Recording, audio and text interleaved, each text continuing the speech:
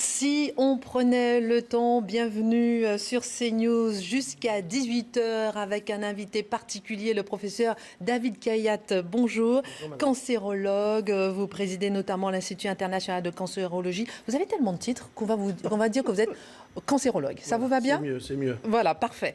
Alors avec vous, nous allons commenter l'actualité, le temps de l'expression, le temps de la discussion ensemble. Nous allons parler du prix Nobel de médecine qui a été attribué avant-hier à la lutte contre le cancer. Nous allons parler de votre livre, puisque vous expliquez comment vous voulez arrêter ce premier tueur en série, ce serial killer. Nous allons en parler. 9 millions et demi de morts prévues en 2018 selon l'OMS avec le cancer, ce n'est pas rien. Nous allons aussi parler des personnalités que nous avons perdues, Johnny Hallyday, Joël Robuchon à cause du cancer, Jean-Pierre Pernaut qui a annoncé aussi son cancer. Faut-il tout dire? Faut-il le dire? Est-ce que ça aide justement de parler de son cancer? Et puis bien sûr l'arrestation de Redouane Faïd, Gérard Collomb, nous en parlerons à la fin de cette édition. Vous nous direz un peu votre réaction face à l'actualité.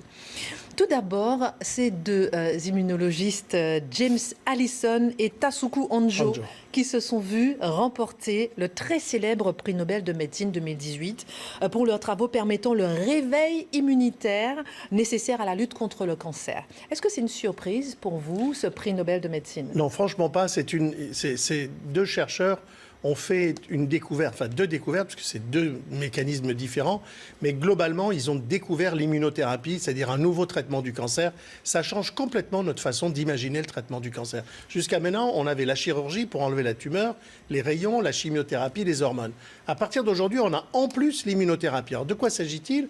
En fait, si vous voulez, dans l'organisme, nous avons des globules blancs qui, à la fois, attaquent tous les virus, les bactéries, tout ce qui nous attaque pour nous défendre, soit en attaquant directement la bactérie, le virus, soit en sécrétant des anticorps qui tuent les bactéries et les virus. Et ce système, il est fantastiquement efficace parce que nous vivons entourés de germes qui nous attaquent en permanence. Or, nous survivons à ça parce que ce système est merveilleusement efficace. Alors, on ne comprenait pas pourquoi ce système qui est là pour nous défendre contre tout ce qui est dangereux pour nous ne nous défendait pas contre le cancer. Quand on regarde au microscope un bout de cancer chez l'homme, on s'aperçoit qu'il y a plein de globules blancs autour, mais ils dorment. Au lieu d'attaquer les cellules cancéreuses, ils s'endorment. Donc les globules blancs sont endormis.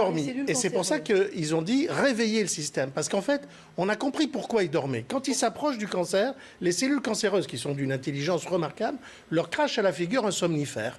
Et ce somnifère fait qu'ils arrivent pour l'attaquer et ils s'endorment. Ils n'attaquent pas. Eh bien, ces deux chercheurs ont trouvé deux façons de bloquer ce somnifère qui ont abouti à la fabrication de nouveaux médicaments extraordinairement efficace dans plein de cancers. Donc c'est vraiment une nouvelle façon de traiter le cancer. Au début, ça a commencé sur le mélanome, c'est-à-dire le grain de beauté. Ensuite, on a eu le cancer du rein, puis maintenant le cancer du poumon. Enfin, presque tous les cancers aujourd'hui réagissent. Jimmy Carter, 39e président des États-Unis, a été soigné du cancer par ce système, justement. Absolument, exactement. Ce président était atteint d'un cancer mortel. Il avait peu de chances de s'en sortir. Et puis, on a découvert l'immunothérapie. Il en a bénéficié sur un mode expérimental. Les médicaments n'étaient pas encore vendus en pharmacie. C'est grâce à justement et c'est ça qui l'a sauvé. Oui, complètement. Ah non, mais ces deux hommes, ils ont inventé un truc dingue. Ils réveillent les cellules, les globules blancs, et les globules blancs montrent toute leur efficacité. Ils détruisent les cellules cancéreuses. Donc, au lieu que nous tuions les cellules cancéreuses, on donne des médicaments au malade pour que le malade tue ces cellules cancéreuses. C'est fantastiquement intéressant. Maintenant, on a commencé le mois d'octobre, octobre rose pour le cancer du sein. Alors vous dites dans votre livre, que vous appelez l'enquête vérité, vous n'aurez plus jamais peur du cancer. On va en parler tout à l'heure. Pourquoi est-ce qu'on n'aura plus jamais peur du cancer? Parce que en général, on a plutôt peur. Mais là, ce mois-ci, octobre rose, justement, vous parlez des grands cancers en général. Ce sont sein, prostate, côlon, poumon, les seins. Le mois d'octobre, est-ce que ça sert à quelque chose de lancer un mois d'octobre rose? Bien sûr, il faut... Si vous voulez, le cancer, il a cette particularité comme maladie de ne pas arriver à être une maladie banale comme les autres. C'est-à-dire que vous avez un infarctus, très bien, on comprend comment ça marche, une artère coronaire qui se bouge, tout le monde comprend. Par contre, le cancer, on ne comprend pas. C'est entaché de mystère, de fatalisme, de noirceur. L'annoncer un cancer, c'est annoncer la mort. Souvent, les gens le prennent comme ça. Bon, pourquoi? Parce que les gens comprennent deux choses. Un, ils sont entourés de cancer. tous. Ah oui. Nous, vous. Et deux, on ne comprend pas pourquoi on enlève le sein d'une femme où il y avait un cancer, tout a l'air d'aller bien, 3 ans plus tard, c'est revenu dans le foie ou dans les os. C'est quoi cette maladie? Donc les gens ne la comprennent pas. Ça leur fait peur. C'est pour ça que le sous-titre du livre d'ailleurs. Et donc, c'est très important de réveiller. Alors du coup, comme les gens en ont peur, ils n'en parlent pas. Par exemple, vous savez, on est très déçus de la participation au dépistage. Quand j'étais en charge du plan cancer, j'ai mis en place le dépistage du cancer du sein en France. Avec Jacques Chirac. Sauf que 10 ans plus tard, on est à 50% seulement des femmes qui répondent à l'invitation qui leur est faite d'aller faire la mammographie. Et quand on a fait des sondages de 50 ans tous les 2 ans. 50 à 74 ans tous les 2 ans. Gratuit, vérifié, deuxième lecture par 2 radiologues. Alors on a fait une enquête et on s'aperçoit qu'un tiers des femmes continuent de penser qu'il vaut mieux ne pas toucher au sein et que c'est en faisant la mammo qu'on va avoir un cancer du sein. Il y en a un tiers qui pense que, de toute façon, qu'on le dépiste tôt ou tard, c'est la mort quand même, donc ça sert à rien d'aller s'embêter à faire des mammos. Et puis après, il y a un tiers qui n'ont pas le temps, qui ont peur, etc. Mais donc voilà, les gens ne font pas ce qu'il faut. Je vais vous montrer un clip, celui d'une personnalité justement qui s'est mobilisée pour Octobre Rose. Vous me direz ce que vous en pensez. Allez-y. I don't want anybody else. When I think about you, I touch myself. Oh, I don't want anybody else. Oh no, oh no, oh no. Think I would die if you were to ignore me.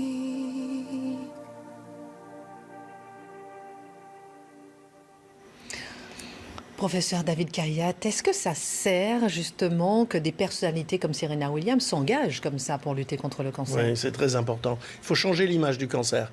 Or, quand même, les people, comme on dit, c'est important. Ça fait la culture de plein de gens. Est-ce que ça permet justement, comme vous dites, de ne plus avoir peur? Oui, oui, c'est-à-dire de se dire... Alors le problème, c'est que souvent, on parle des personnalités parlent de leur cancer quand ça va très mal.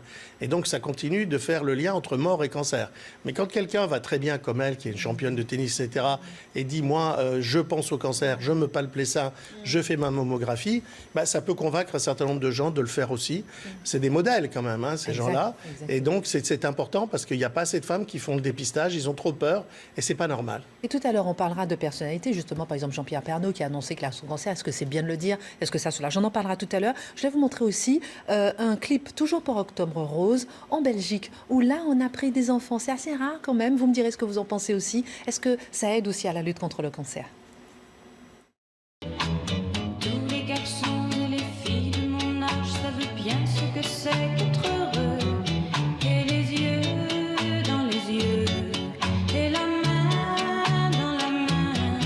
Ils s'en vont amoureux, sans peur du lendemain. Oui, mais moi, je n'aurai plus du tout l'âme en peine le jour. Moi aussi, j'aurai quelqu'un qui m'aime. On a tellement attendu les seins qu'il vaut mieux les garder. Ça touche, là, ça parle un peu. Oui, ça parle, mais au-delà même, je pense qu'on oublie souvent le malheur des enfants quand leur mère est touchée par le cancer. En fait, le cancer, quand il fait éruption dans la vie d'une famille, et quand il touche une femme, une mère de famille, une femme, une épouse, il bouleverse tout, il détruit tout, il ravage les espérances, le destin sont brisés, les gens ne croient plus dans leur avenir, et les enfants souffrent énormément de ça. Les enfants, et c'est toute la difficulté. D'ailleurs, moi j'ai beaucoup travaillé et fait travailler des psychologues pour savoir comment une mère doit dire à ses enfants qu'elle a un cancer. Et parfois, même... elles sont seules à élever l'enfant. Ben voilà, surtout maintenant, on a beaucoup de familles monoparentales. Quand la femme est touchée, l'enfant est perdu. Ne pas lui dire, ce que le choix que font beaucoup de femmes, c'est pas bien parce que plus tard, si la maladie revient et qu'elle meurt, l'enfant restera traumatisé toute sa vie en disant elle n'avait pas confiance en moi, elle n'a pas partagé l'information avec moi, elle m'a pas dit. Vous nous direz effectivement qu'est-ce que vous conseillez, comment annoncer le cancer autour de soi. Juste pour les chiffres, on va parler des chiffres, parce que ce sont quand même des chiffres effrayants. Je le disais tout à l'heure, 9 600 000 morts de cancer annoncés par l'OMS pour l'année 2018. Dans le monde. 400 000 nouveaux cas par an. En France. 154 000 nouveaux cas touchés par des hommes, chez les hommes. 185 000 pour les femmes, c'est ça? Non, 254 000, voilà. 214 000 pour les hommes et 185 000 pour les femmes chaque année. Et Vous dites aussi que tous les 20 ans, ce chiffre-là double. Absolument. Pourquoi? En l'an 2000, l'Organisation mondiale de la santé, l'OMS, avait mesuré 10 millions de nouveaux cas dans le monde, 6 millions de morts. En 2020, dont on est déjà pratiquement assuré du chiffre, on aura 20 millions au lieu de 10 millions de cas, et au lieu de 6 millions de morts, 10 millions de morts. Donc la mortalité monte moins vite, heureusement, parce qu'on guérit de plus en plus, on fait des diagnostics précoces, mais le nombre de cas ne cesse d'augmenter. Pourquoi? D'abord à cause du vieillissement de la population. Quand vous vieillissez, vous avez plus de risques d'avoir un cancer pour raison très simple. C'est que chaque jour, un corps humain, c'est 1 million de milliards de petites cellules qui se regroupent entre elles pour faire notre corps. Chaque jour de notre vie, nous fabriquons 70 millions de nouvelles cellules. Plus il y a de jours dans notre vie, plus il y a le risque qu'un jour on en fasse une qui ne soit pas normale. Donc le vieillissement, et après, c'est nos modes de vie. L'alimentation qui n'est plus bonne, le tabac, la pollution, etc. Donc il faut essayer de faire tout ce qu'on peut pour réduire ce chiffre, parce que il y a un homme sur 2, une femme sur 3 touchés par le cancer en France. Si vous prenez le cancer du sein, c'est une femme sur 8, le cancer de la prostate, c'est un homme sur 9. C'est quand même des chiffres. Alors heureusement, en France, on est passé de 200 000 à 400 000 en 20 ans. De nouveaux cas, mais la mortalité est restée à 150 000. Et comment ça s'explique justement? Ben, parce qu'on arrive à la soigner, le diagnostic plus tôt. Grâce au dépistage, et puis parce que maintenant on y pense, les médecins, tout ça, bon, il y a 20 ans c'était un peu moins net, et puis on a des traitements de plus en plus efficaces. Vous dites par exemple que 5 fumeurs sur 6 ne meurent pas d'un cancer. Ne meurent pas du cancer du poumon. Oui, ne meurent pas Alors, du cancer du poumon. Cardiaque, tout ce que vous voulez, mais en fait, on voudrait... Oui, on a envie de culpabiliser, oui, on a alors envie ça, de dire que tu as le cancer pas. justement Ah, parce que tu as fumé, tu as le cancer ça, parce que tu as trop stressé, etc. Oui. Écoutez, moi, ça fait 45 ans que je soigne des malades. Je me suis toujours interdit de dire à un malade, c'est votre faute si vous avez un cancer, vous avez trop fumé, vous avez fait... C'est pas vrai. Et on est quand même encore dans ce système. Oui, mais c'est pas bien. Quand le cancer est là, qu'est-ce que vous allez rajouter de la culpabilisation? En plus, c'est inhumain. D'accord? Au contraire, prenez la main du malade et essayez de l'aider à tenir le coup que de l'accuser de je sais pas quoi. D'autre part, c'est pas aussi clair que ça. C'est pas parce que je fume que je vais avoir un cancer, et c'est pas parce que je fume pas que j'aurai pas de cancer. Parce que moi, toutes les semaines, à ma constatation, je vois des gens qui sont quelques malades qui sont minces, qui font du sport, qui sont végétariens, qui n'ont jamais fumé et qui ont des cancers. Alors c'est presque la double peine pour eux.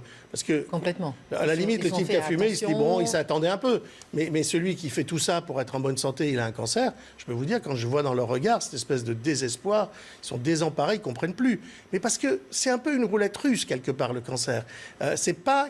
Et c'est pour ça aussi que ça contribue à faire en sorte que les gens ne comprennent pas cette maladie et en ont peur. Parce qu'on ne comprend pas pourquoi un type en pleine forme, comme ça, il a un cancer. Au contraire, un papy qui fume un paquet par jour qui arrive à 80 ans en ayant fumé toute sa vie, il n'a rien. Moi, combien de fois on me dit dans des dîners, dans des conférences, les gens posent des questions, oui, mais moi, mon grand-père, il fumait un paquet par jour, il n'a jamais eu de cancer. Ben oui, mais c'est pas je fais ça, j'ai ça. Ça ne marche pas comme ça, le cancer. C'est beaucoup plus compliqué. C'est pas aussi simple. Vous allez nous raconter dans un instant comment vous êtes devenu médecin et pourquoi vous avez 8 ans par rapport à vos parents. Comment vous êtes devenu cancérologue parce que vous étiez témoin de mariage de votre meilleur ami et que son épouse est morte d'un cancer. Vous savez tout ça? Je sais tout ça. Vous allez nous raconter comment vous avez vécu cette relation avec Johnny. Bien sûr, on va respecter le secret médical, mais Johnny Hallyday, ça va faire bientôt 1 an qu'il est parti et vous avez été celui qui l'a accompagné, ainsi que Joël Robuchon. On parle de ça dans un instant avec David Kayat. Rendez-vous dans un instant, si on prenait le temps. Retour sur le plateau de Si on prenait le temps avec le professeur David Kayat, cancérologue. Nous parlons cancer, d'autant plus que le prix Nobel de médecine a été attribué à la lutte contre le cancer. Vous avez sorti ce livre d'un professeur David Kayat, L'enquête vérité. Vous n'aurez plus jamais peur du cancer. Et c'est intéressant parce que vous prenez, c'est très intéressant votre approche. Vous prenez en fait le rôle du profiler. Vous dites qu'il est le premier tueur en série au monde. 9 600 000 personnes vont mourir du cancer. C'est plus que toutes les maladies, la tuberculose, tout. C'est plus que la tuberculose, plus le paludisme, plus le sida réunis. Mais c'est la première cause de mortalité en France et dans le monde. En fait, je me suis dit, bon, cette maladie tue plein de gens autour de nous, donc c'est vraiment un tueur en série. Et pour mieux le combattre, le comprendre, je vais me mettre dans la peau du profiler, un peu comme dans les séries télévisées sur les enquêtes. Et dans le livre, vous déclinez l'arme du crime, la scène du crime, le mobile du crime, la scène du crime. Son mode opératoire. Son mode opératoire. Et effectivement, c'est une personne, le cancer. On peut le considérer comme un prédateur, comme un tueur. Et donc, on peut travailler autour de ça. Et l'idée derrière tout ça, il y a plein de choses dans ce livre, mais c'est de se dire qu'à partir du moment où on aura, comme dans une enquête policière, à partir du moment où on sait qui est le tueur, on sait comment il va agir et tout, on a déjà beaucoup moins peur parce qu'il y a moins de mystère.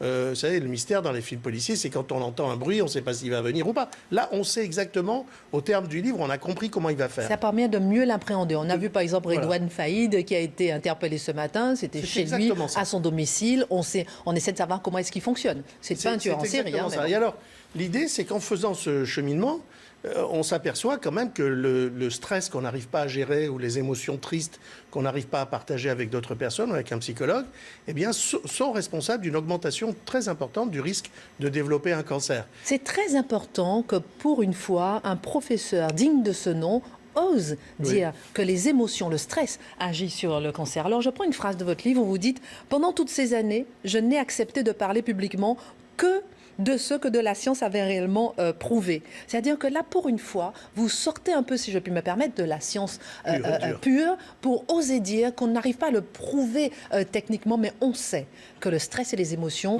sont facteurs de cancer. Pratiquement 45 ans de lutte contre le cancer, des milliers de malades que j'ai choisis, que j'ai suivis, des centaines qui sont morts, et leurs histoires racontées à chaque fois, qui m'ont chaque fois interpellé, ces malheurs, ces souffrances. D'ailleurs, c'est les mêmes. On voit bien que les causes de stress dans le cancer, c'est les mêmes que ceux qui amènent au suicide. C'est absolument la même chose. Et donc, à un moment donné, je me suis dit, bon, même si on ne peut pas prouver que le stress donne le cancer, pourquoi? C'est comme le parachute. On ne peut pas prouver que le parachute sauve les gens qui tombent d'un avion. Parce que pour le prouver, il faudrait prendre deux bonhommes, un avec un parachute, un sans parachute, jeter les deux et voir qui est vivant en bas.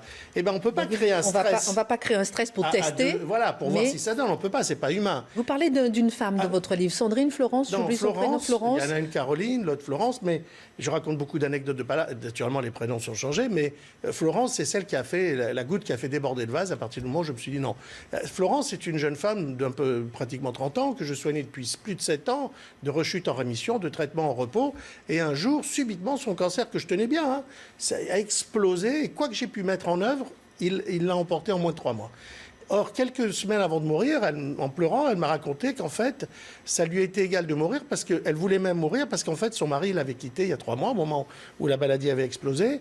Et elle ne se sentait pas de continuer ce combat sans sa présence à côté. D'autre part, le fait qu'il l'ait quittée voulait dire que finalement, elle était plus belle, elle avait plus tout ça. Et je me suis dit, on ne peut pas nier le lien, là, quand même.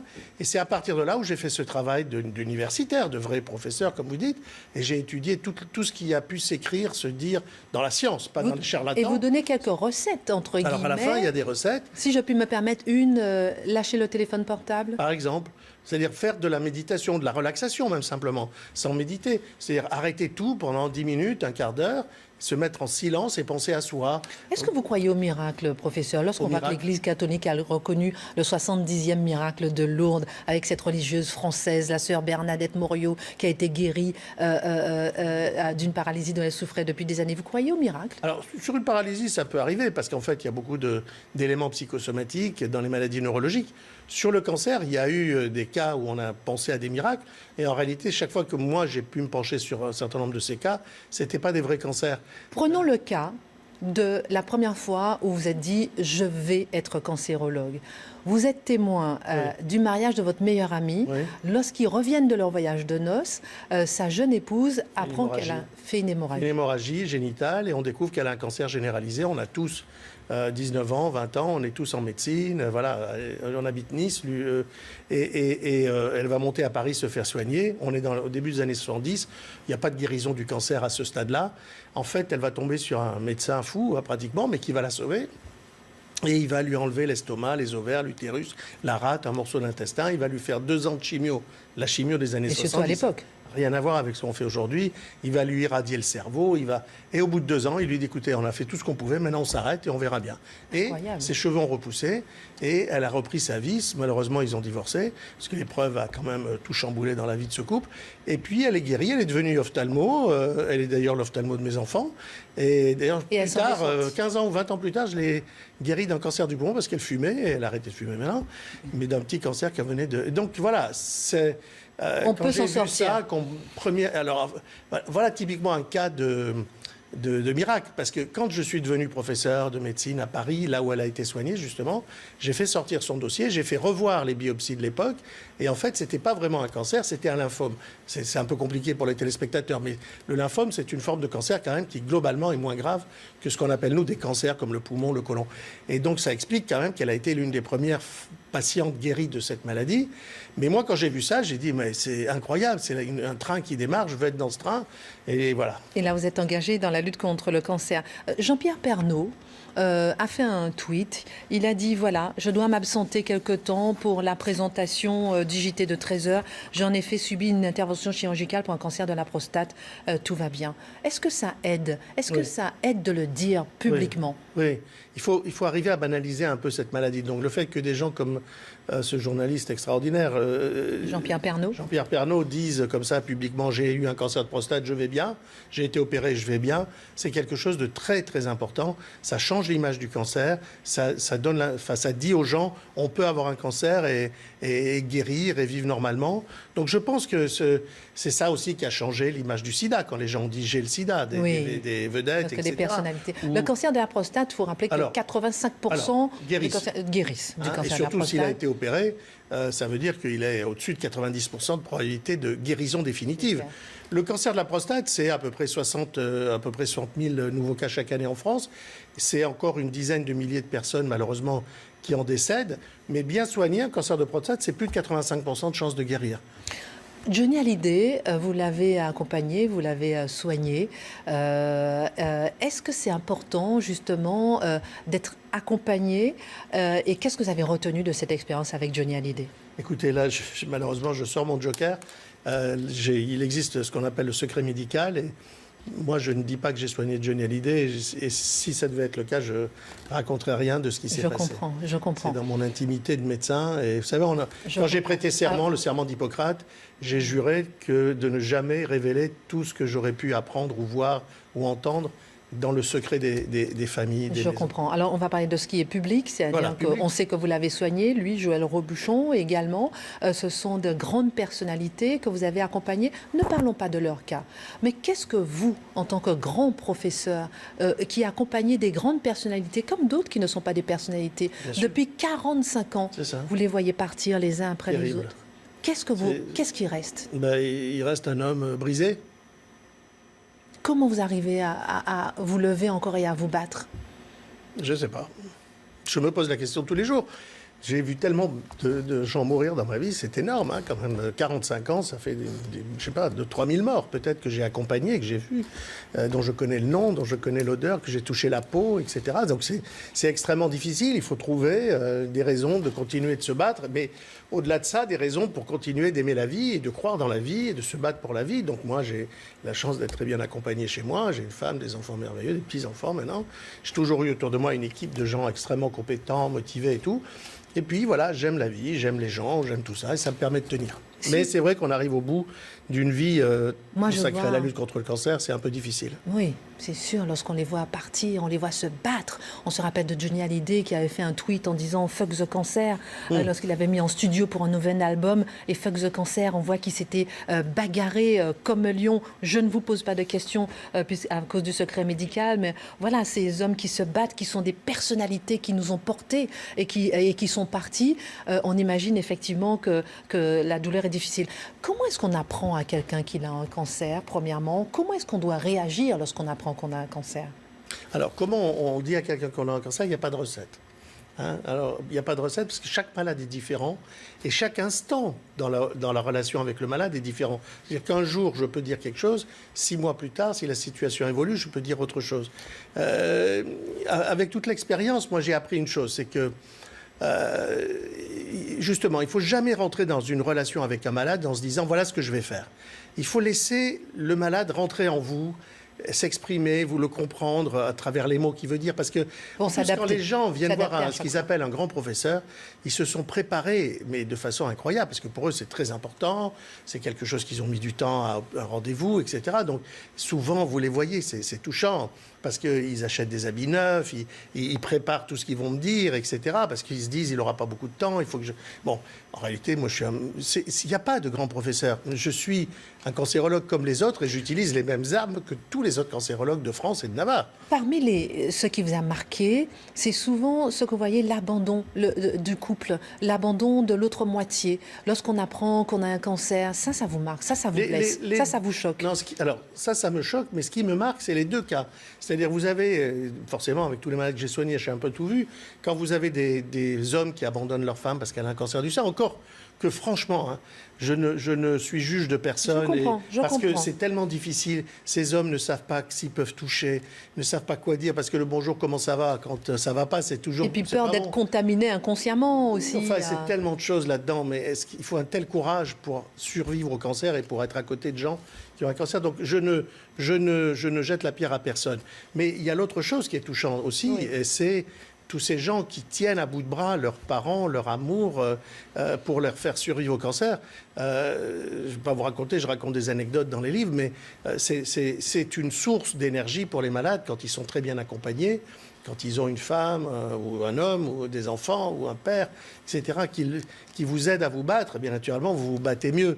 Mais vous m'avez posé la question de la vérité aux malades. Est-ce qu'il faut dire, voilà, quand j'étais jeune, je pensais quand même, j'avais un devoir de vérité vis-à-vis de malade. Il fallait que c'était sa vie, il fallait que je lui donne. Bien oui, et puis finalement, ce qu'on se dit. C'est faux, parce que le premier devoir d'un médecin, c'est quand il jure dans le serment d'Hippocrate, c'est de ne pas nuire, donc de ne pas faire de mal. Or, je peux vous raconter l'expérience parce qu'elle est systématique. Les gens qui viennent me voir, ils sont préparés à l'idée et tout, et ils ont dit, moi, je vais dire au professeur, je veux savoir la vérité. Très bien, alors on examine, on discute et tout, et à un moment donné, chaque fois, le malade me dit, mais docteur, est-ce que ça se guérit? Et quand à l'époque, je répondais oui ou non. Et après, j'ai appris à prendre le temps, j'écris un peu, puis je lève la tête, j'ai excusez-moi, j'ai pas entendu la question. Et là, jamais le malade recommence, est-ce que ça se guérit? Il dit, docteur, est-ce que ça se soigne? Et là, bien sûr, ça se soigne, la preuve, je vais vous soigner. Parce qu'il a trop peur d'entendre non, ça se guérit pas. Professeur David Kayat, il est 17h35, on est en direct sur CNews. Merci pour ces informations, ces révélations. On parle tout à l'heure, on va commenter aussi l'actualité ensemble. On va parler de ces personnalités aussi, comme Nicolas Sarkozy, par exemple, qui s'engage aussi pour le cancer. On en parlera à tout à l'heure sur CNews, si on prenait le temps. Si on prenait le temps en direct sur CNews, il est 17h41 avec le professeur David Kayat, cancérologue. On a parlé du prix Nobel de médecine, on a parlé vraiment de votre livre, du cancer. N'ayons plus peur du cancer. C'est marrant parce que dans le livre, vous dites qu'on va arriver à l'avoir, justement, à l'arrêter, ce cancer, comme un profiler, puisque vous mettez en tant que profiler. Peut-être pas notre génération. Non. Je ne verrai pas la fin du cancer et probablement, malheureusement pour vous, vous ne le verrez pas non plus. Pourquoi? Parce que ce qui conduit au cancer, c'est les mêmes éléments qui conduisent à la vie. C'est-à-dire que quand un spermatozoïde féconde une ovule et que ça fait un petit embryon puis un bébé, les mêmes mécanismes qui conduisent à l'apparition de cette nouvelle vie, de ce nouvel embryon, sont les mécanismes qui se mettent en jeu dans le cancer. Donc c'est d'une complexité, la vie est compliquée, le cancer est tout aussi compliqué, la vie est puissante, on est capable d'aller dans l'espace, de vivre avec des températures extrêmes, etc. Le cancer est capable d'aller dans l'espace, de faire tout ça. Donc on a la même intelligence que lui. Non mais notre meilleur ami ennemi. Jean-Luc Mélenchon, il avait déclaré à l'Assemblée nationale quelque chose qui devrait vous faire réagir. On l'écoute. De la même manière que si vous cherchez un vaccin contre le cancer du poumon, allez à Cuba, il existe. Les Cubains sont d'ailleurs prêts à commercer avec nous, mais ils ne veulent pas vendre leur procédé à Sanofi, ce qui se comprend. Et ensuite, il est revenu sur ses propos en disant qu'il a été trop vite. Ah oui. Quelle est votre réaction à ce genre de prise de position des politiques? Bon, j'ai rien contre M. Mélenchon, je ne me mêle pas de politique, mais sur la médecine, puisque c'est ça dont il s'agit, moi à l'époque j'étais le conseiller de Jacques Chirac, il m'avait demandé d'aller voir un peu quel était l'état de la recherche sur le cancer à Cuba, à la demande de Castro. Et donc je suis allé 2 fois, passé plusieurs jours, j'ai vu tout leur laboratoire de recherche, j'ai tout étudié, c'est le Moyen-Âge. En fait, c'est le Moyen-Âge. Je ne me ferai jamais soigner d'un cancer à Cuba. Il y a des plages magnifiques. C'est vrai que les gens sont très gentils, qu'on passe des moments agréables. Mais pour autant, écoutez, ils ont vécu en autarcie. Sur le cancer ne vient pas de là. Hein. On est très loin. Ils ont vécu sans parler avec les autres chercheurs dans le monde. C'est comme, je me rappelle, quand le mur est tombé, on a vu arriver tous ces cancérologues russes qui, pendant 30 ans, 40 ans, étaient seuls. Ils étaient encore au BCG pour soigner le cancer, alors que nous, on savait depuis 40 ans que ça ne marchait pas. Mais ils n'avaient pas échangé l'information. Vous savez, pour que la science avance, il faut des débats, il faut discuter, il faut échanger et tout. Et quand vous êtes isolé, ce qui est le cas de Cuba ou de la Russie à l'époque de l'URSS, non. Alors, il y a de la recherche, notamment, c'est vrai qu'ils font de la recherche à Cuba, mais ils sont loin d'avoir un vaccin pour le cancer du poumon. Enfin, on n'a pas conscience aussi de notre niveau de recherche aussi à propos du cancer. Alors, nous n'avons pas une recherche extraordinaire en France sur le cancer. On a de la recherche, elle est pas mal. Mais on est loin d'être les meilleurs. On est classé généralement en 6e, 7e position. Par contre, pour soigner le cancer, d'après l'OCDE, c'est-à-dire l'Organisation des pays les plus riches, on est les meilleurs. Les meilleurs au monde ? Les meilleurs au monde. Les meilleurs au monde pour soigner le cancer. Oui, c'est-à-dire que c'est en France où la survie après diagnostic de cancer, donc c'est le traitement là qui joue, c'est l'endroit du monde où la survie est la plus longue. Ah, intéressant, intéressant. Nicolas Sarkozy, autre homme politique, voilà, 2 salles, 2 ambiances, s'est engagé, lui, par exemple, pour le cancer des enfants. On l'a vu s'engager, ne plus parler de politique et dire, voilà, moi je viens pour cette cause. Là, qu'est-ce que ça vous évoque ? C'est très bien. Moi, je connais très très bien Nicolas Sarkozy et je pense que c'est très bien qu'il fasse ça. Chirac, le premier, avait lancé le plan cancer et le 14 juillet 2002, il annonce qu'au lieu de fabriquer un nouveau musée, un nouvel aéroport, etc., c'était très important dans l'histoire de il a dit, je vais lutter contre le cancer. Et c'est là, on avait beaucoup discuté avant, tous les deux, et c'est là où il m'a appelé pour monter ce plan cancer, créer l'Institut national du cancer. Mais c'est bien que les présidents, les chefs d'État Emmanuel Macron s'engagent. doit faire un nouveau plan cancer ? Il devrait, mais pour l'instant, la première année, ça s'est passé sans. Mais sa ministre de la Santé, Madame Buzyn, était la présidente, c'est elle qui m'a succédé à la tête de l'Institut national du cancer, donc elle connaît bien le problème. Et vous auriez aimé qu'il le fasse quand même ? Je pense que je vois mal comment il ne le ferait pas. Il y a quand même en France 2 millions de cancéreux qui ont un cancer en ce moment autour de nous. Ça fait, avec les familles et tout, ça fait 10-12 millions de personnes. Généralement, c'est plutôt des adultes, donc qui votent. Donc finalement, c'est quand même un problème politique, le cancer. Donc je pense qu'il y aura un plan cancer, un énième plan cancer, après celui de Sarkozy, Chirac le premier, puis Sarkozy, Hollande, etc. Mais c'est bien, c'est très très bien. Il n'y a pas de politique dans le cancer. Il faut se battre parce qu'il y a trop de gens qui meurent, il y a trop de gens qui souffrent. Première cause de mortalité. Première cause, mais de souffrance. C'est pas que la mortalité. À la limite, moi, je veux bien mourir d'un truc. Ça entraînait rapide. beaucoup aussi, justement, ce débat pour l'euthanasie. Mais toutes les questions éthiques. 80% de la population est pour l'euthanasie parce que, justement, tout le monde a peur de cette souffrance. Surtout par rapport au cancer. On voit trop la souffrance autour de nous. Le cancer nous fait nous poser toutes les grandes questions qui agitent la pensée humaine depuis le début de l'humanité. À la fois les questions de génétique, les questions de recherche, les questions d'éthique, les questions de tout. On a parlé d'accompagnement, mais quel que soit le problème que vous posez, dans le cancer, il est là ce problème, il est là très aigu. Et puis on va rappeler les chiffres, 400 000 nouveaux cas en France par an, c'est-à-dire qu'aujourd'hui, cette journée d'octobre, il y aura plus de 1000 personnes qui vont découvrir qu'elles ont un cancer aujourd'hui. Et demain pareil, et après-demain pareil. Tous les jours, et chaque jour, il y aura 400 personnes qui vont mourir de cette maladie dans notre pays. C'est énorme. C'est comme si tous les jours, vous aviez un gros Boeing qui s'écrase et que tout le monde meurt. C'est tellement énorme que les gens, ça ne veut plus rien dire. Quand vous dites un homme sur 2, une femme sur 3, c'est tellement énorme. Les gens ne veulent même plus entendre ces chiffres. Vous trouvez qu'on n'en parle pas assez ? On n'en parle pas assez bien. Pas assez et pas assez bien. C'est-à-dire qu'on parle que quand ça ne va pas. Après, on fait des scoops dingues en disant, voilà, on a trouvé un traitement qui guérit le cancer. On oublie de dire que c'est chez le rat et que pour l'instant, on n'a aucune idée de savoir si ça va marcher chez l'homme. Bon... Et alors, les malades, ils sont pris, et les malades et ceux qui craignent, ils sont pris entre les deux, le désespoir, et comme ça, des espoirs fous. Et après, nous, médecins, on est obligés de les ramener dans la juste voie. C'est-à-dire que le scoop qui vient d'être annoncé par un journaliste, en fait, c'est juste un truc au laboratoire, et rien n'indique que ça va marcher chez l'homme. Alors, vous me disiez tout à l'heure que oui, ça serait bien qu'Emmanuel Macron lance son plan cancer comme les précédents chefs d'État. On va parler d'actualité maintenant et vous faire réagir un peu à l'actualité. Aujourd'hui, on a suivi cette passation de pouvoir entre Gérard Collomb, Édouard Philippe, le Premier ministre, cette secousse qu'il y a au niveau de l'État, au niveau du gouvernement. 7 ministres depuis 15 mois sont déjà partis. On va regarder l'image. Regardez, voilà. Ils ne sont plus là. Et aujourd'hui, voilà, ça secoue vraiment la classe politique. Mais pour autant, Emmanuel Macron, écoutez ce qu'il a dit à propos de ces secousses. Je vous rassure, d'abord, il y a un cap des institutions, un gouvernement au travail et le service du pays et du peuple français. C'est ça qui compte. Le reste, ce sont des péripéties.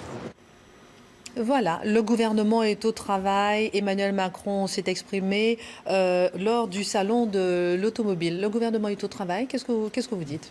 Écoutez, j'espère qu'il l'est, mais 7 qui partent, ça commence à faire du monde quand même. Mais bon, il a fait le choix de prendre des gens qui ne sont pas des grands experts de la politique quand même, pour beaucoup d'entre eux. Donc il y a une forme de fragilité. Mais bon, moi, je ne me mêle pas trop de politique, pour dire la vérité. Emmanuel Macron, Gérard Collomb, celui qui l'a soutenu dès le départ. Dès le premier, oui. Vous avez suivi la passation de pouvoir ce matin? Non, mais je l'ai vu cet après-midi. Ouais. C'était quand même assez glacial. Totalement glacial. Hein. Totalement glacial. On va revenir dessus avec ce sujet de Jérôme Charrier. 18 minutes, c'est le temps qu'a dû patienter Gérard Collomb à scruter sa montre avant l'arrivée d'Édouard Philippe. Vers 9h30, la voiture du Premier ministre arrive enfin place Beauvau. Il va succéder à son ministre de l'Intérieur, une situation peu commune. Après 16 mois, Gérard Collomb cède son portefeuille avec regret et aussi le sentiment du devoir accompli.